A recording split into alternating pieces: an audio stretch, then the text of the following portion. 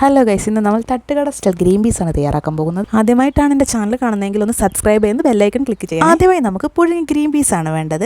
തക്കാളി, ഉള്ളി, പച്ചമുളക്, കറിവേപ്പില, കോഴിമുട്ട, മുളക് പൊടി, മഞ്ഞൾപ്പൊടി, കുരുമുളക് പൊടി, ഉപ്പ്, കുറച്ച് വെളിച്ചെണ്ണ. ഇത്രയാണ് നമുക്ക് ഇൻഗ്രീഡിയൻസ് ആയിട്ട് വേണ്ടത്. അപ്പോൾ നമുക്ക് തുടങ്ങിയാലോ. ചീഞ്ചട്ടി നന്നായി ചൂടായി വരുമ്പോൾ നമുക്ക് വെളിച്ചെണ്ണ ഒഴിച്ച് കൊടുക്കാം. വെളിച്ചെണ്ണ ചൂടായി വരുമ്പം ഉള്ളി, തക്കാളി, പച്ചമുളക്, കറിവേപ്പില എന്നിവ നന്നായി മൂപ്പിച്ചെടുക്കുക. എന്നിട്ട് അത് രണ്ടും രണ്ട് സൈഡിലേക്ക് മാറ്റിയതിന് ശേഷം അതേ പാനിൽ തന്നെ നമുക്ക് കോഴിമുട്ട ചിക്കി പൊരിച്ചെടുക്കാം.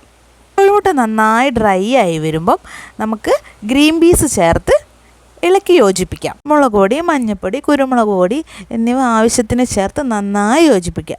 നന്നായി യോജിപ്പിച്ചതിന് ശേഷം ഒരു 2-3 മിനിറ്റ് അടച്ച് വെച്ച് വേവിക്കുക. അടച്ച് വെച്ച് വേവിക്കുമ്പോൾ ആ പച്ച മണമൊക്കെ ഒന്ന് കുരുമുളകിൻ്റെയും മഞ്ഞൾപ്പൊടിൻ്റെ മുളക് പൊടിൻ്റെ ഒക്കെ മാറി നമ്മൾ തട്ടുകട സ്റ്റൈൽ ഗ്രീൻ പീസ് റെഡി. എല്ലാവരും ഒന്ന് ട്രൈ ചെയ്ത് നോക്കണേ. Thank you for watching. അടുത്ത വീഡിയോയുമായി വരുന്നവരെ ബൈ.